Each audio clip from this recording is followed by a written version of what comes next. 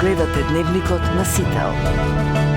Во студиото со вас Маријан Николовски.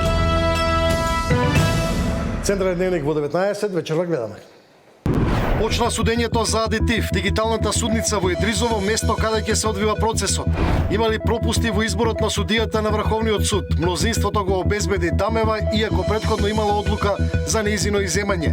Мицковски бара македонец во Комитетот за малцинства во Бугарија. Евроинтеграциите, тема на пратеничките прашања. Трајко Славевски утре влегува во гувернерскиот кабинет. Денеска ги најави приоритетите. Трговскиот суд на САД ги прогласи за неважечки реципрочните царини што ги воведе Трамп. За позициите на СПМ во владината коалиција, традиционалното партнерство со ВМРО-ДПМН за стратешкиот договор со Британија, уставните измени, односот со албанските партнери. Во тема на денот Лјупчо Дивовски, претседател на СПМ и вице-премиер.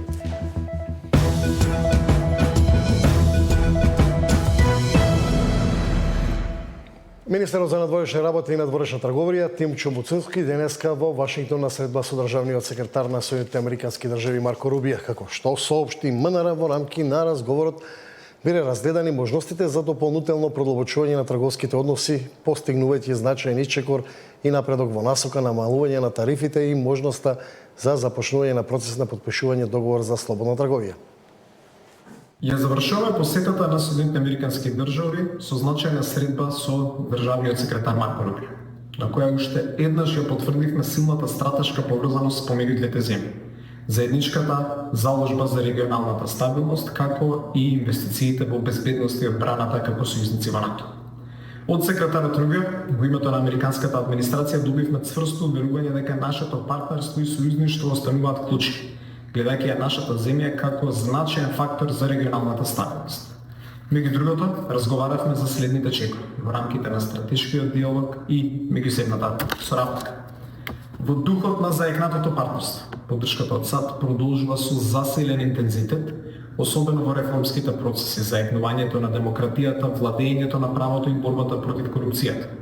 Во време на сложени безбедносни предизвици со кои се случува светот, заклучивме дека од клучно значење да продолжиме да работиме на одржување на мирот, стабилноста и просперитетот на глобално ниво. А премиерот Христијан Мицковски денеска од собранието на денот на пратенички прашања побара Бугарија да внесе македонец во Комитетот за малцински заедници. Евроинтеграциите денеска дел од фокусот на интерес на опозицијата. Деспина Тодоровска со деталите. Европската интеграција на Македонија во фокусот на денешните пратенички прашања. Опозицијата побара власта да ги објави можните сценарија за одблокирање на европскиот пат на Македонија, по се позачестените изјави дека во тек се интензивни дипломатски активности. Мицковски повторно повика опозицијата заеднички да лобираат кај европските партии, европратениците да го поддржат извештајот за напредокот на Македонија, кој го потврдува многувековниот македонски идентитет и македонскиот јазик.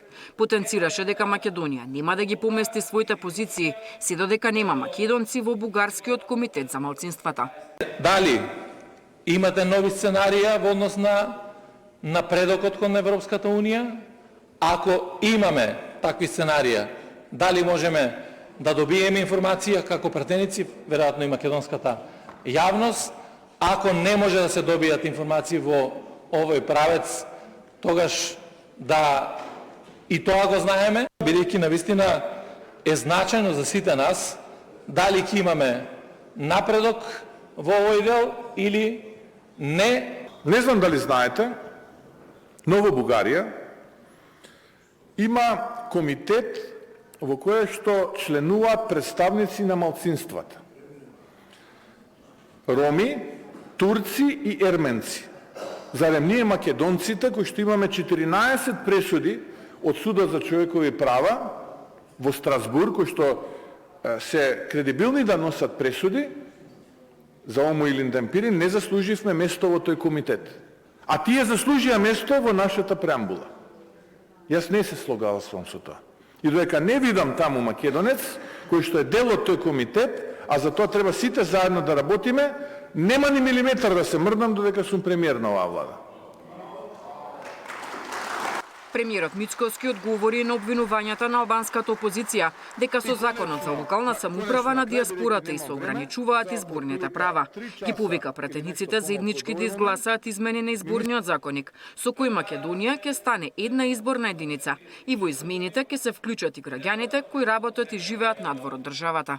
Јас инцитирам одлуката на владата дека таа одлука е тенденциозна и исклучувачка, бидејќи се работи за диаспората, која што економски ја поддржува нашата држава и ние не смееме да се однесуваме на тој начин. Затоа сметам дека што поскоро тој предлог закон треба да се отстрани од процедурата и одлуката да биде невалидна, бидејќи го прекршува уставот на државата. Јас би повикал заедно сите да го промениме законот за избори, изборниот законник, и да направиме една изборна единица.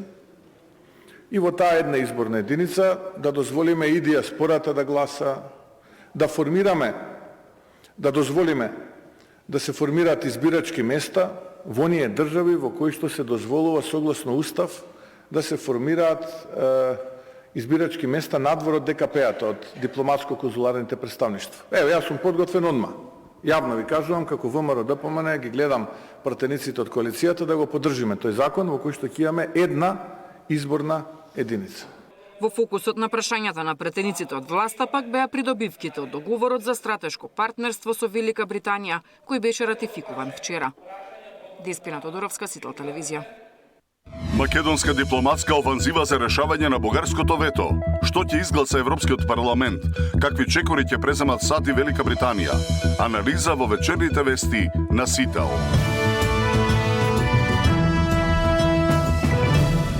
Пошла судењето за случајот Адитив, 31 физичко лице и 5 фирми седнаа на обвинителна клупа. Судењето се одвиваше во дигиталната судница во Едризово. Ивана Соколовиќ најдова со деталите во овие вести. Ниту еден од обвинетите во случајот Адитив не се чувствува виновен за злоупотребите направени при набавката на адитив за јаглен во рек Битола, рек Осломе и ТЕЦ Неготино. Обвинети се 31 физичко лице и 5 правни субјекти, меѓу кои двајцата поранешни директори на ЕСМ, Васко Ковачевски, кој се уште е во бегство и ќе му се суди во отсуство, и неговиот наследник Васко Стефанов.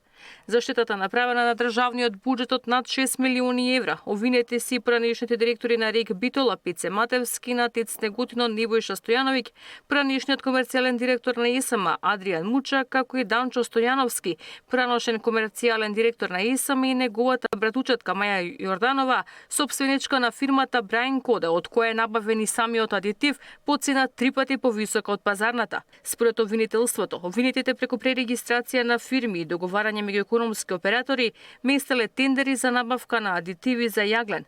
Обвинителите кои го водат случајот тврдат дека поседуваат силни докази со кои велат ќе ја покажат злоупотребата на државниот буџет, но и штетата која е нанесена врз здравјето на граѓаните.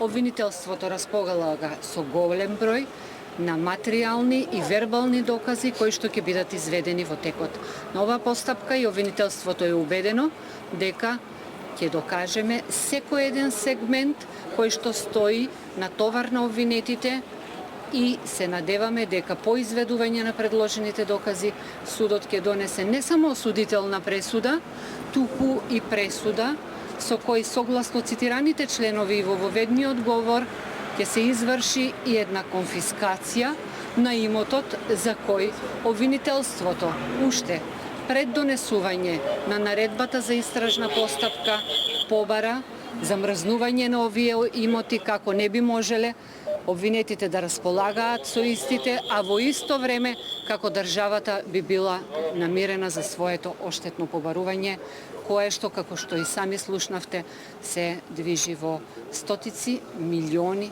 денари штета на државата и на јавниот интерес.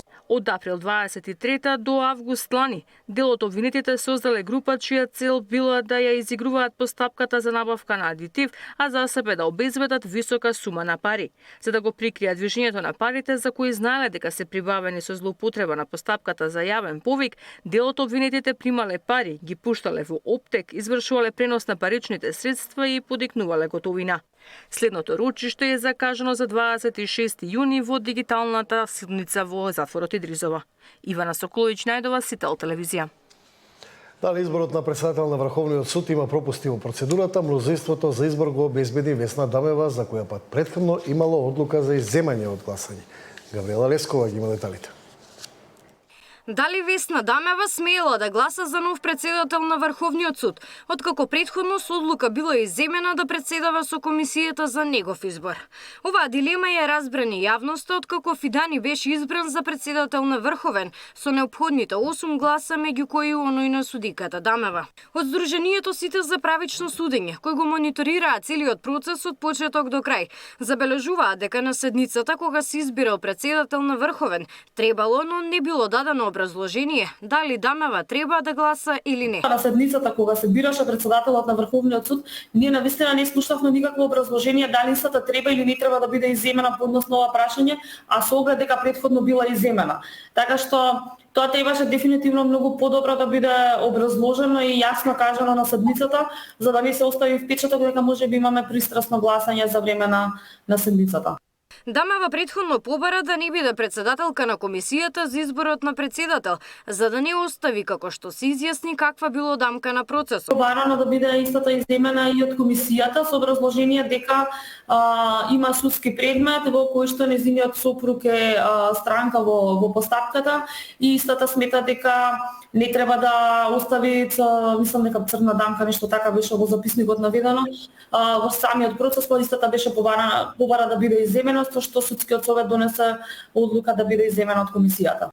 Весна Дамева за Сител тврди дека во втората фаза, поточно при изборот за председател на Врховен, пропаднале сите причини поради кои претходно побарала да биде изземена од постапката. Одговорно тврдам дека на седницата на 26.5.2025 година не постоја било какви околности кои евентуално може да го доведат под сомневање мојот глас кој го дадов слободно, совесно и непристрасно. Фактот дека не постоја околности во моментот на одлучување за избор на председател на Врховниот суд на 26.7.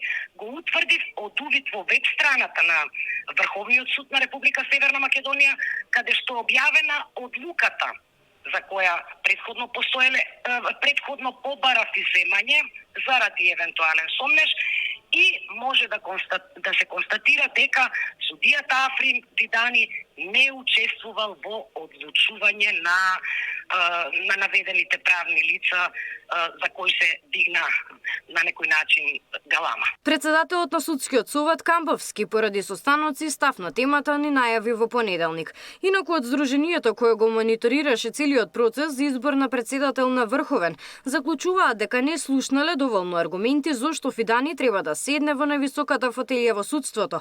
Имало повеќе објаснувања зошто Беса Адеми не требало да добие втор мандат. Фидани стана нов председател на Врховниот суд со 8 гласа за и 5 против од членовите на судскиот совет. За него гласа и Самедин Лимани, Джениета Бектовиќ, Весна Дамева, Милјази Мустафа, Селим Адеми, Павлина Црвенковска, Аритон Ала и Ханиф Зендели.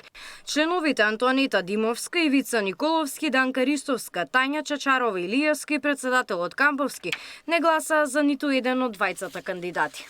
За подсетување, во средината на март на скоро половина од членовите кои гласаа за новиот председател на Врховниот суд им беше изгласана интерпелација во собранието. Недоверба беше изгласана за Мустафа, Црвенковска, Адеми, Дамева и Чачаровска Илиевска. Габриела Лескова, Сител телевизија.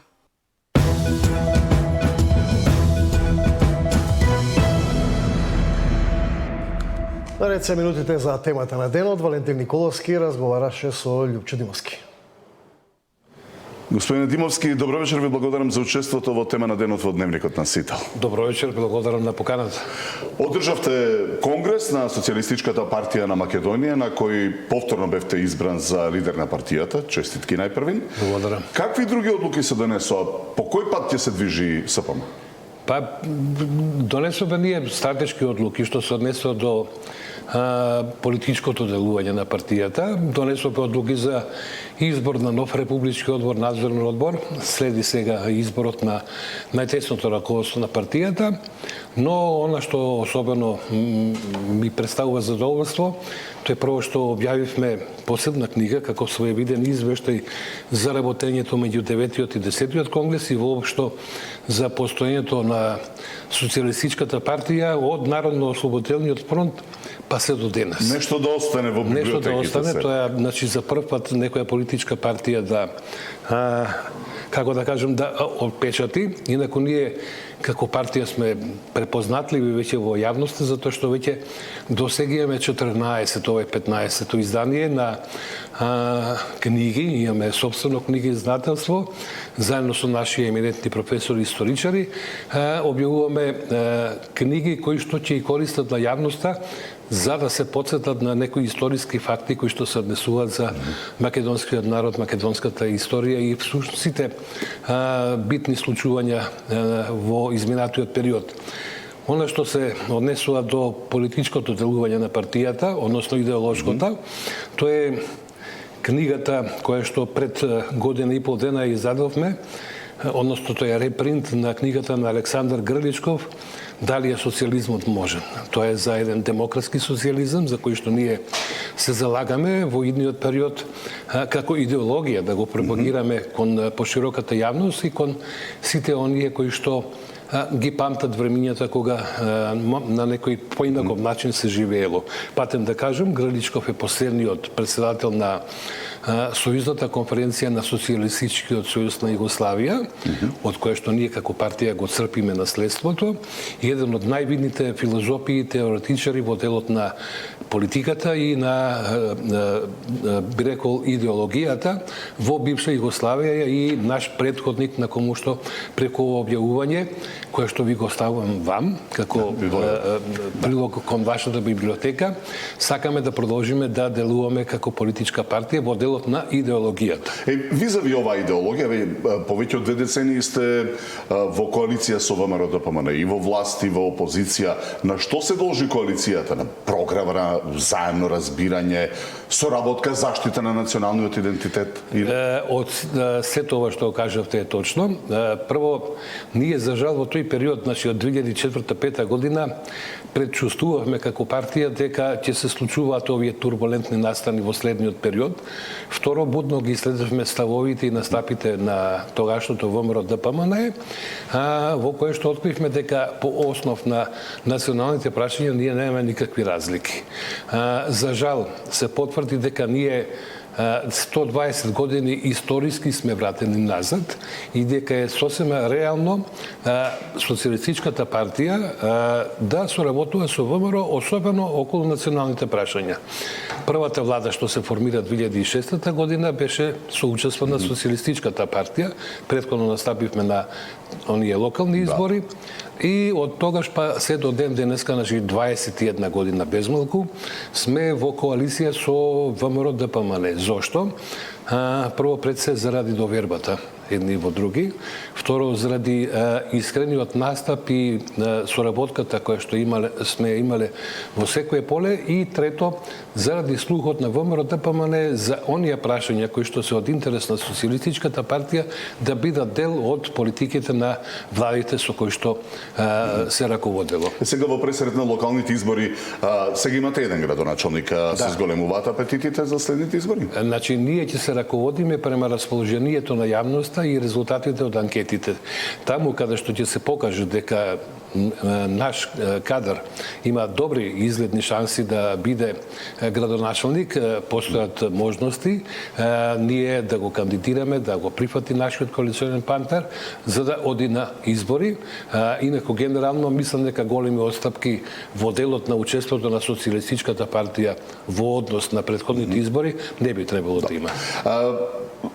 Тараварија напушти владата, таа е стабилна, тоа е неспорно, но не сите си замина. Сега, каква е состојбата со другите ешалони, зборувам на Алијанса за албанците, на кои што беа луѓе на Таравари, нели? Дали повеќето останаа со вреди во владата, односно во владините институции, или пак си замина? Па во најголем дел сите останаа во владата, дел си заминаа со Таравари, да речем, се солидаризираа со неговите погледи кои што нам не ни се прифатливи.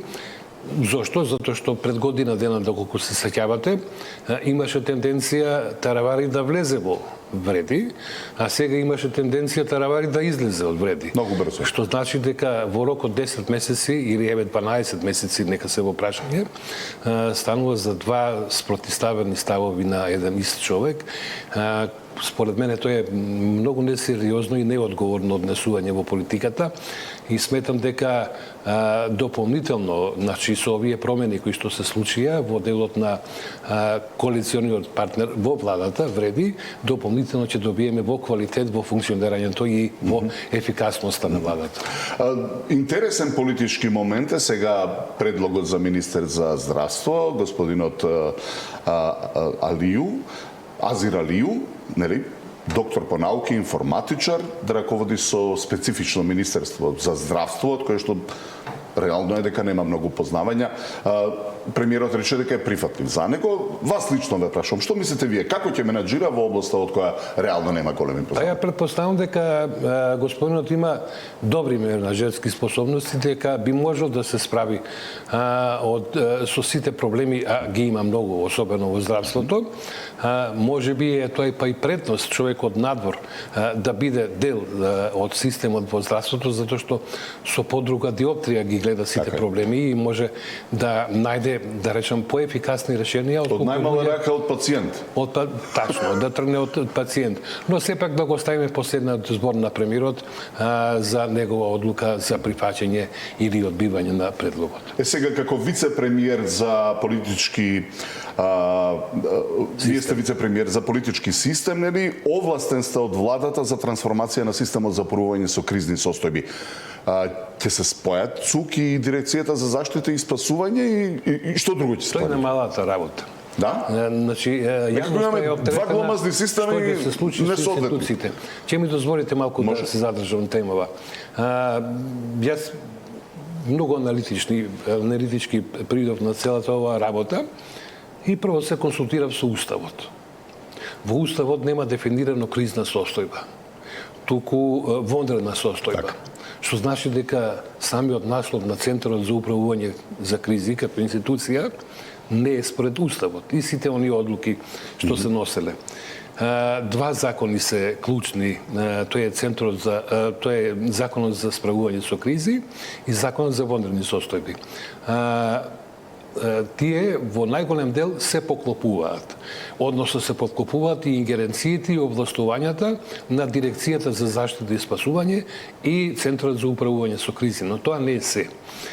Во изминатиот период имаме катастрофална кадровска политика во делот на пополнувањето на највисокото место во Дирекцијата за заштита и спасување. Ланските пожари се всушност огледало на функционирањето на државата и на функционирањето на самиот систем. Очигледно е дека не функционира. Предовме на сериозно испитување на целата легислатива. Во прашање се, мислевме 19, сега се веќе 24 закони кои што се е потребно да се менуваат или да се исклучат од правниот систем, со тоа што дополнително би требало да се донесе закон за доброволци, односно закон за скрибници. Ние тоа го немаме. И до интегрирање на сите институции кои што се засегнати, еве да речем, со вонредни состојби. Во едно тело ново? Во едно тело. Тоа тело би била, например, Национална агенција. Значи, владата зазема став дека тие две институции треба да се спојат во една, затоа што се нефункционални и затоа што се преклопуваат. Ќе изготвиме законска решение, сите овие закони кои што се потребни да се изменат, ќе ги измениме, а се однесуваат од закон за шуми, закон за пасишта, закон за здравство, многу број на закони, затоа што водена состојба не е само пожар. Така. Тука се земјотрес и поплави, и епидемии, високи снегови, лавини и така натаму, поплави. И тука се вклучени институции како што е управата за водостопанство, како што е управата за хидрометеоролошки работи, ИЗИС и така натаму. Значи голем број на институции, агенции, управи, Министерство за внатрешни работи, за одбрана и така натаму, пожарникари, мора да се донесе нов закон за пожарникарите да се сместат на местото кое што го заслужуваат, за да можеме за еден одреден период кој што разбирливо треба да биде за јавноста, че потрае малку подолго, мислам година и пол до 2 години за да се формира тој систем, но секако за време на мандатот на оваа влада, за да можеме да имаме на чиста пирамида, што ќе значи дека ќе имаме врв кој што ќе командува и 3 оперативни да речем реонски штабови кои што ќе ги покриваат општините, а преку општините и единиците за противпожарна заштита. Тоа е во делот на пожарите, тука се националните шуми, како предпријатие, шумската полиција и ред други институции. Сега би сакал малку за ова што е во моментот најактуелно, би рекол, со што го заслужи Македонија договорот за стратешко партнерство со Велика Британија?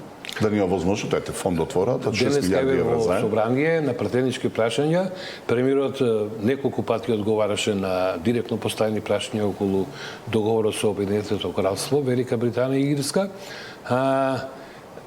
Пред се во стабилноста и на Македонија како држава, во интересот на Велика Британија во Македонија и во, очигледно, се уште стратешката важност на Македонија за коридорот 10.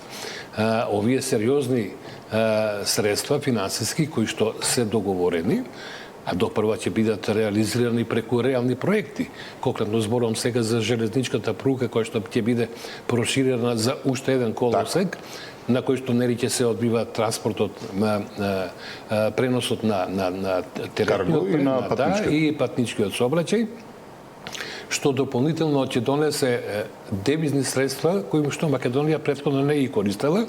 Во исто време бајпасот што беше преку соседна Бугарија повеќе нема да биде интересен за компаниите кои што врстат превоз, односно ќе ја ускратиме можноста да биде битен северниот коридор, туку сите целата роба која што ќе иде преку пристаништата во Атина и во Солун ќе биде транспортирана преку Македонија. Ве прашам од политички аспект. Сега Велика Британија не е член на ЕУ веќе, но е затоа многу важен член на НАТО. Така, ако беше британската дипломатија заслужна 2005-та, кога од Франција се уште имаше некакво вето условно за добивање кандидатскиот статус, британската дипломатија успеа да ја додели на Македонија дипломатски кандидатски статус.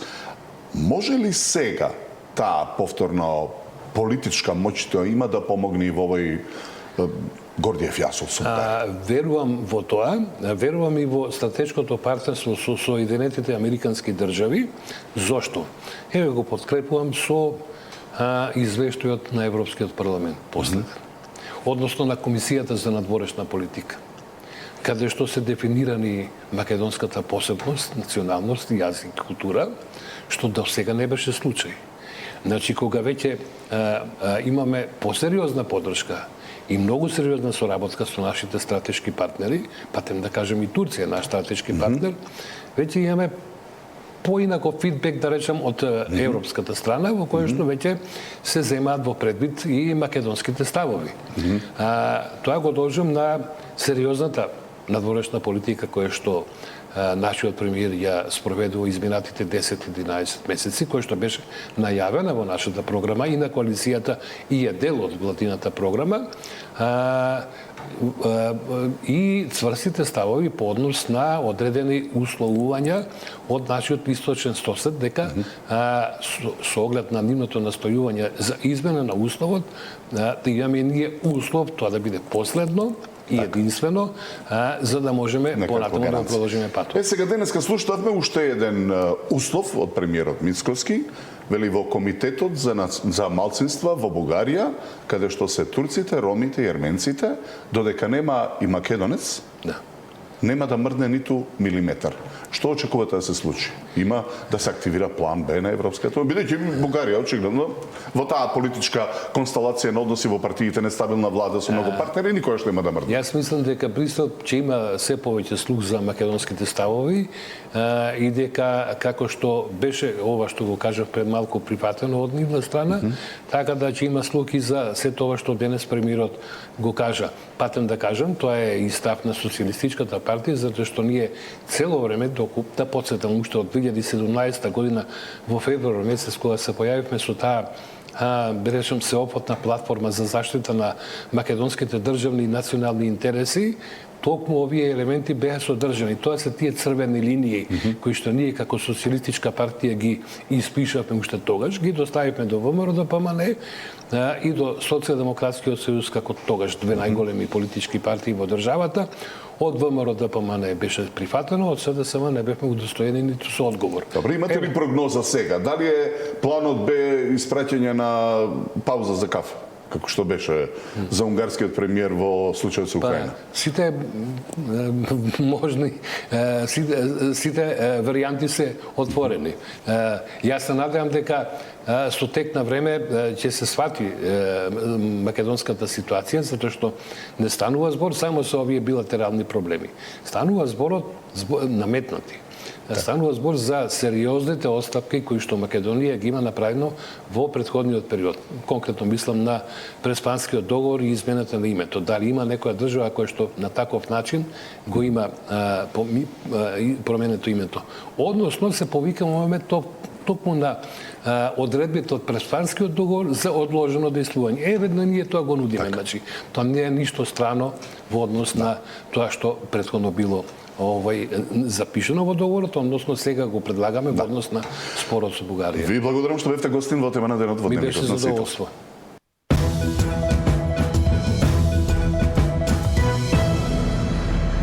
Трајко Славевски утре ќе седне во гувернерскиот кабинет на Народната банка. Денеска посвечената заклетва ги најави своите приоритети и оценки за монетарната политика. Ценовна и финансиска стабилност кои ќе бидат поддршка на амбициозните владини политики. Ова се приоритетите на новиот гувернер на Народната банка, Трајко Славевски. Вели дека ќе оправда дадената доверба и ќе зачува независноста на Централната банка. Според неговите анализи, денарот од 2022 е апресиран, односно надценет во однос на другите валути, па затоа ќе преземе мерки за да се врати изгубената конкурентност на домашните компании. Какви Славевски необелодени. Пошироката јавност е фокусирана на оно што се рекла номинален девизен курс, кој што очекуваме да биде фиксиран. Јас како професионален економист го следам и реалниот девизен курс кој што зависи од односот меѓу нашите домашните цени и цените со нашите трговски партнери пред се оние во еврозоната. За жал, во изминатиот период, особено по 2022 година, имаме значителна реална апрецијација на реалниот девизен курс. Од 2002 година ноември до јануари ова година е апрециран, значи зајакната денарот за 5,4% во однос на сите трговски партнери, поважните трговски партнери, а во однос на еврото денарот има апрецирано цели 9%. На прашањето дали ќе се менува курсот на денарот, Славевски убедува дека тој ќе остане стабилен. Знаеш, ќе воведете флексибилен девизен курс? Не, во никој случај. Значи, ако е преценета вредноста со ниска инфлација во рамките на таа од еврозоната, со тек на време ќе се испеглаат тие разлики. Инак, универзитетскиот професор Трајко Славевски го доби 7-годишниот мандат да раководи со Народната банка. Ке седне на местото на Анита Ангеловска-Бежовска. Во негова одговорност е зачувување на стабилноста на денарот, банкарскиот сектор и ставање на инфлацијата под контрола. Наташа Мерсовска, Сител телевизија. Во Естонија меѓународна конференција за дигитализација, таму е и македонска делегација.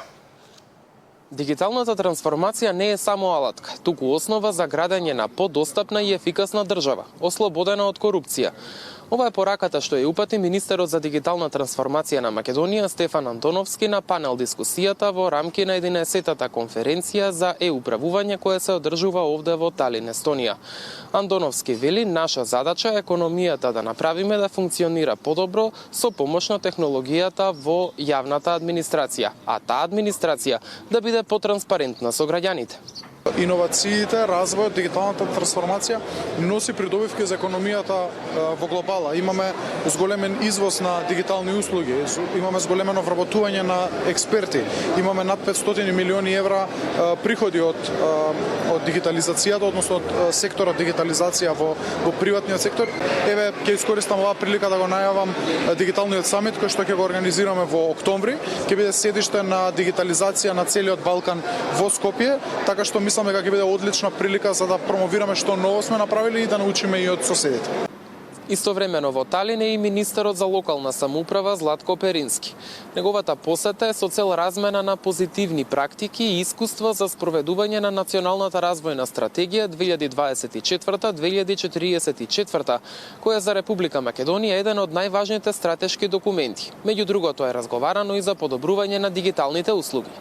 Па генерално во делот на дигитализација навистина се доминантни и тука навистина имавме што да чуеме и да практично и преку позитивни примери увидиме како тоа се да го имплементираме и примениме во рамки на Република Македонија.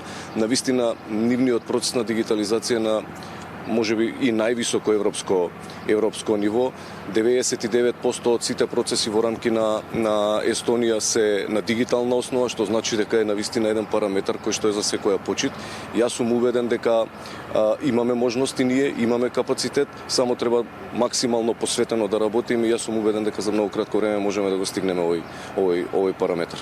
За Сител од Талин, Естонија, Мартин Арсов и Тони Маневски. Опозицијата гледа параван за партиски вработувања во оперативниот план на владата. За власта пак тоа е визија за подобар живот на 16.000 граѓани. Александар Динев. Оперативниот план за вработување 2025 за власта е грижа на државата и визија за подобар живот на 16.000 граѓани. А за опозицијската СДСМ, планот е само параван за партиски вработувања по список. Од владата и денеска потенцираат дека во фокусот на мерките се младите, на кои им се нуди можност со државна помош да отворат собствен бизнис и иднината да ја градат во Македонија.